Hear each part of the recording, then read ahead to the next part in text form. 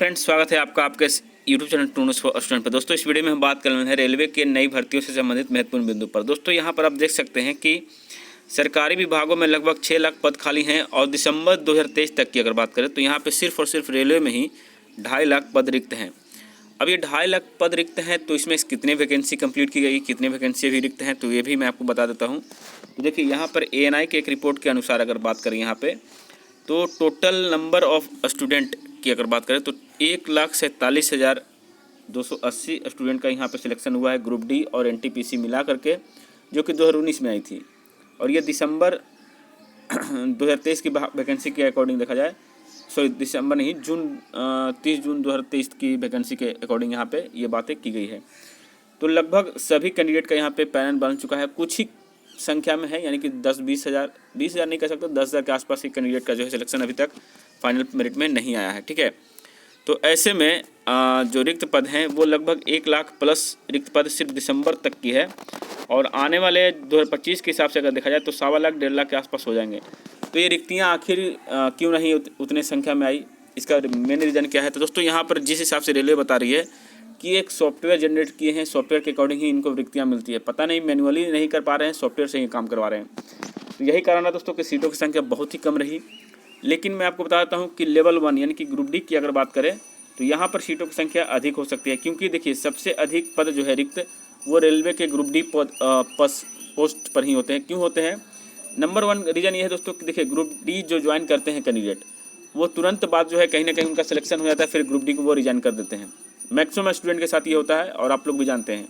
Number 2, GDC की जो भर्ती आती है 4,000, 8,000, 10,000 जो भी रिक्तियाँ आती है, उसमें अधिकतर ग्रुप डी के कैंडिडेट ही जाते हैं, क्योंकि वो लेवल 2, 3 का पोस्ट है और लेवल 1 वाले स्टूडेंट उसमें अप्लाई करते हैं और वो सिलेक्शन लेकर के वहाँ निकल जाते हैं। फिर से नीचे का पद जो है वो खाली हो जाता है।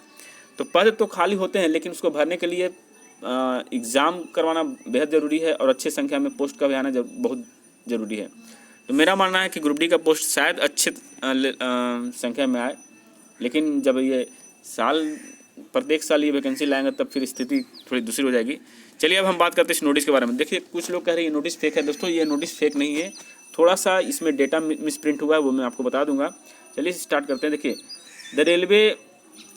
The Indian railway is planning to execute a regular annual requirement process soon to fill the lakhs of vacancy. देखिए यहाँ पे क्या बोला है, लैक्स ऑफ वैकेंसी, यानी दोस्तों यहाँ पर जो लाखों में वैकेंसी है, यानी कह सकते हैं 1 लाख, 1.5 लाख, 1.25 लाख, तो vacancies throughout various department with recent notification regarding the requirement of ALPs this process has been set in motion. यानी दोस्तों इन्होंने कहा है कि जो वैकेंसी बची पड़ी है इनकी हम एनुअल तरीके से एग्जाम लेंगे, एनुअल तरीके से भर्ती निकालेंगे, जिसमें आपका LP अभी स्टार्ट कर दिया गया है।